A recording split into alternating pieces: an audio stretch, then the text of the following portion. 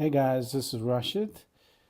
So we are back to home اور ہماری flight تھی TG345. سیٹرڈے کو ہم نے آفٹرنون میں لاہور واپس آنا تھا ایئر ویز سے، بینکاک سے لاہور. تو وہ فلائٹ لیٹ ہو گئی، کینسل ہو گئی، ڈیلے ہو گئی. پہلے ڈیلے ہوئی پھر کینسل ہو گئی. تو پاکستانیوں سے میری درخواست ہے، وہاں پہ جو پاکستانی تھے وہ اتنی بدتمیزی ان کے ساتھ کر رہے تھے اور ان کو آنکھیں دکھا رہے تھے، اور جو ہمیں نہیں کرنا چاہیے تھا. فلائٹ ڈیلے تھی موسم کی خرابی کی وجہ سے، جو پاکستان میں فوگ تھی اس کی وجہ سے وہ فلائٹ ڈیلے تھی اور پھر انہیں کینسل کرنی پڑی. لیکن پاکستانی وہاں پہ بھی اپنا کردار پیش کر رہے تھے اور ان سے بدتمیزی کر رہے تھے سارے کرو سے، ان کے سٹاف کو. ٹھیک ہے کہ وہ کیوپونز انہوں نے میل کیوپونز دیے تھے، لیکن ہوٹل کا ارینجمنٹ انہوں نے نہیں تھا کیا، وہ ہمیں خود ہی کرنا پڑا. لیکن انہوں نے جو لاؤنج تھے وہاں پہ ہمیں کہا کہ آپ وہاں پہ اسٹے کر سکتے ہیں، فیملیز کے لیے مشکل تھا.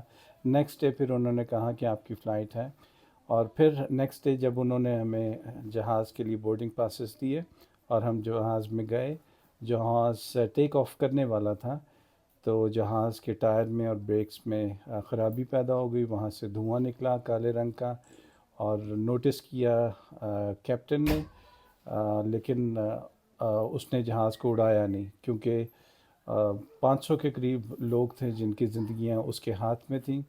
اور پھر پاکستانیوں نے بجائے اس کے کہ شکر گزاری کرتے اور اس کے احسان مند ہوتے کہ ساروں کی زندگیاں اس نے بچائی ہیں اس پائلٹ نے، اور ٹیک آف نہیں کیا. اگر وہ ٹیک آف کر بھی لیتا تو ہم بینکاک سے تو فلائی کر جاتے، لیکن ہم لاہور میں لینڈ نہ کر پاتے ایئرپورٹ پہ، کیونکہ اس کے ٹائر خراب ہو چکے تھے اور اس کی بریکس فیل ہو چکی تھیں جہاز کی. لیکن پاکستانیوں نے وہاں پہ بھی اپنا کردار پیش کیا، جس کردار کی وجہ سے ہم جانے جاتے ہیں.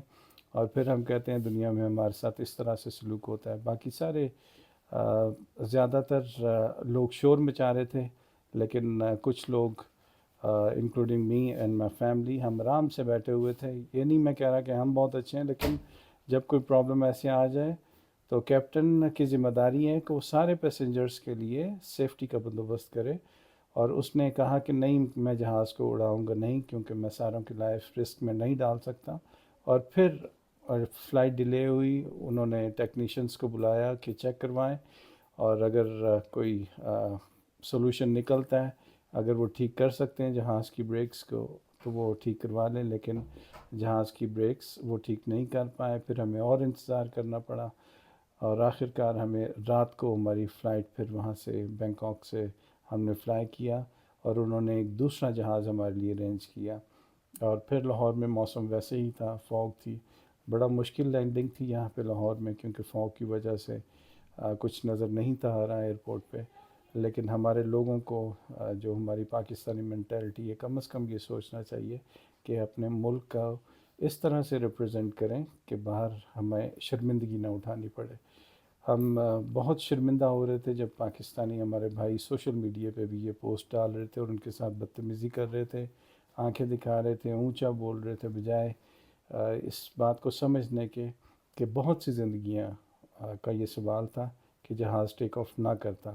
لیکن وہ شور ڈال رہے تھے کہ نہیں جہاز کو اڑنا چاہیے تھا، اور آپ نے فلائٹ لیٹ کر دی. تو لہٰذا ہمیں باز رہنا چاہیے اور اپنے جو پاکستانی مینٹیلٹی ہے اسے کنٹرول میں رکھنا چاہیے. Thank you.